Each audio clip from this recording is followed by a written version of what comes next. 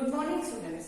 अभी हमने पढ़े थे criteria for new system of classification. उसमें पहला पढ़े थे ग्रेड ऑफ ऑर्गेनाइजेशन। हमने बहुत सारे उसमें ग्रेड 5 ग्रेड पढ़े, protoplasmic, cellular, cell tissue grade, then हमने क्या पढ़े tissue organ grade and organ system grade, है ना। अब हम पढ़ेंगे बॉडी सिमेट्री। बॉडी सिमेट्री में क्या है कि अगर हमने ह्यूमन बीइंग का पिक्चर, तुम्हारे पेज नंबर 61 में पिक्चर है, उसी बॉडी को भी क्या करते हैं, टू इक्वल हॉल्स में, halves and two equal parts में हम क्या कर सकते हैं, उसको डिवाइड कर सकते हैं। अब अमीबा को कर सकेंगे क्या, बिकॉज अमीबा जब ये अमीबा है नो डेफिनेट शेप है, उसको शेप है क्या नहीं। या फिर स्टारफिश है, इस प्रकार से ये स्टारफिश आती है ना, इस प्रकार से ऐसी आती है, इसमें 5 ये होते हैं। तो ये स्टारफिश पे क्या हम इक्वल पार्ट्स में उसको डिवाइड कर सकते हैं क्या नहीं। तो सिमेट्री, बॉडी सिमेट्री कैसे पाई जाती है, in an imaginary sense, if body of any animal is cut through imaginary axis of body, it may or may not produce two equal parts. Halves लिखा है, halves का मतलब part. Depending upon this property, there are different types of animal bodies. अब इसके प्रकार से symmetry 3 प्रकार की है, कैसे होती है, asymmetrical, radial symmetrical, then bilateral symmetry. अब what is mean by asymmetry, in case of such body there is no any such imaginary axis. अब इसके बीच में ये जो अमीबा है, यहाँ पे कोई इमेजिनरी एक्सिस नहीं है ना। There is no such imaginary axis of the body through which we can cut the body into 2 equal parts. Amoeba के 2 इक्वल पार्ट्स नहीं हो सकते, because body is no shape, body having no definite shape, और वहां कोई imaginary axis भी नहीं है कि वो हम लोग उसको सेंटर पॉइंट बोल के उसके 2 इक्वल पार्ट्स कर सके, as their body is irregular shape, that is क्या कहलाएगा, asymmetry. No imaginary axis, body can not divide into 2 equal parts. Second है रेडियल सिमेट्री। अब रेडियल सिमेट्री में क्या होता है, if imaginary axis cut pass through the central axis but any plane of the body, it gives 2 equal halves, कहलाएगा starfish. ये starfish है, दिख रहा है ये, इसके बॉडी का ये हम अगर सपोज हमने यहाँ पे इसका सेंट्रल पॉइंट ले लिया है ना, सेंट्रल एक्सिस ले लिया है, तो हम यहाँ से डायमीटर कहला रहा है, पूरा क्या कहलाएगा डायमीटर, यहाँ से इसकी रेडियस लेंगे और उस आधार पर उसका सेंट्रल एक्सिस डिवाइड करेंगे और उसको फिर इक्वल हॉल्स में क्या करेंगे, बॉडी को डिवाइड करेंगे। That is radial symmetry in starfish, hydra.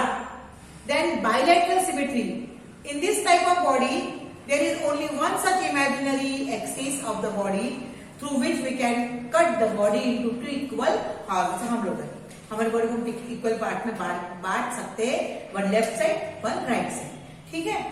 अब ये हो गया, देखो डायग्राम दिए पेज 6.9 में, radial asymmetry and bilateral symmetry.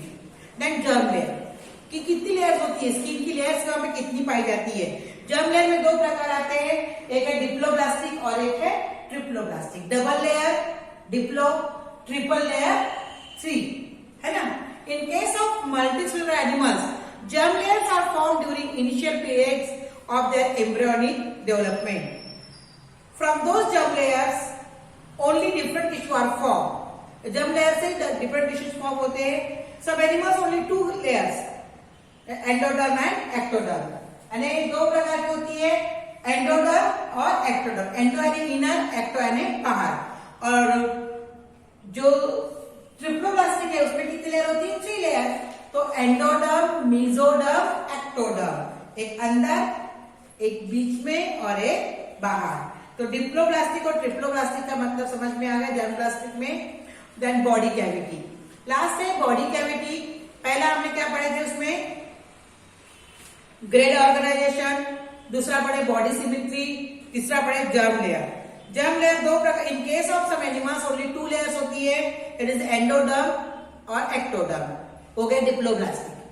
किसी किसी में ट्रिप्लोब्लास्टिक होता है, एंडोडर्म, मेसोडर्म, एक्टोडर्म, हो गया ट्रिप्लोब्लास्टिक। और डी है बॉडी कैविटी। बॉडी कैविटी को सिलोम भी कहते हैं। Cavity between the body and internal organ is called body cavity. ये जो इंटरनल ऑर्गन है बॉडी के अंदर, जैसे हमारा हार्ट है, हार्ट के ऊपर भी पेरिकार्डियम का कवरिंग है, उसके बाद अपना ये छाता है, रीढ़ की हड्डी उसके अंदर है ना। तो ऑर्गन्स को कंट्रोल कर, ऑर्गन्स को कवर करने के लिए जो कैविटी होती है वो कहलाती है बॉडी कैविटी, उसे सिलोम भी कहते हैं। In case of some multicellular animals during initial period of their embryonic development, जब उसको एम्ब्रियो में रहते हो तब उसका डेवलपमेंट होता है। Body cavity is form from either mesoderm और गट। मेसोडर्म से बॉडी कैविटी फॉर्म होती है। Such type of body cavity is present in animals like phylum Annelida. Annelida यानी वो गेंडूर देखते हो तुम्हें, अर्थवर्म, उसके बॉडी में कैविटी होती है, उसको ऊपर का कवरिंग निकाल तो अंदर एक कैविटी होती है। And all phyla coming after Annelida. Arthropoda देखे हो, झिंगूर को देखे हो, ग्रास हॉपर को देखे हो, उसकी बॉडी में पूरा कवरिंग होता है। कॉकरोच की बॉडी के ऊपर पूरा कवरिंग होता है, मालूम है ना। सच एनिमल्स आर कॉल्ड इकोसिलोमेट, यानी जिसके ऊपर बॉडी का कैविटी होती है, ट्रू कैविटी इकोसिलोमेट कहते हैं। Body cavity is absent in some animals from phyla porifera, cnidaria, platyhelminthes. Such animals are called acoelomate. Acoelomate यानी जिसमें बॉडी कवरिंग नहीं है, और सिलोमेट यानी जिसमें बॉडी कवरिंग होती है। इन case of animals from phylum Aschelminthes, they have body cavity but not formed by the above mentioned two ways. These animals are called pseudocoelomate. Pseudo यानी अपने आप अपने बॉडी में आती कैविटी में डिसेपर हो जाती है, वो कहलाती pseudocoelomate. Then body segmentation. If the body of animal is divided into two small similar units, then such body is called segmented body. जिसकी बॉडी सेगमेंट में होती है, वो डिवाइड होती है स्मॉल यूनिट में, वो कहलाती है segment body. Small unit is called as segment. Animal like earthworm, phylum annelida. Page number 66 में जितना भी लिखा है आप पढ़ लेने का। इसके बाद नेक्स्ट पेज में आपको पढ़ाऊंगी फाइलम, इसकी जानकारी पीडीएफ में, इसकी आपको किताब में सब लिखे हुए कैरेक्टरिस्टिक्स, आप वो सब पढ़ लीजिए, ठीक है। मैं वैसे पढ़ाऊंगी पर आप लोगों को वो सब चीज पढ़ के रखना है, ओके।